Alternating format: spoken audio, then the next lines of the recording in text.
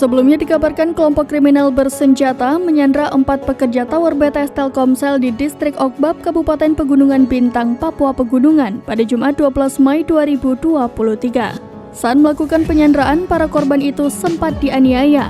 Namun ketika hendak dibebaskan, KKB Papua malah meminta uang tebusan yang nilainya sangat fantastis. Uang tebusan yang diminta mencapai 500 juta rupiah dan jika tidak dipenuhi, maka KKB Papua mengancam tak akan membebaskan para tawanan tersebut.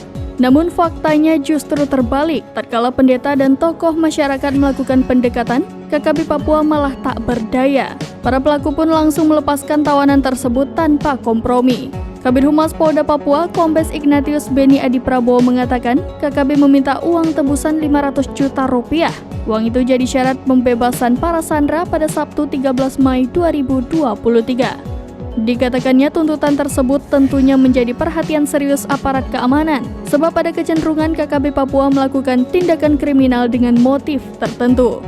Polisi bersama Forkopimda Kabupaten Pegunungan Bintang katanya kini merundingkan tuntutan KKB tersebut. Mereka para pekerja tower BTS Telkomsel yang disandra itu yakni Asmar, Peas Kulka, Senus Lepitalem, dan Ferry, staf PT IBS.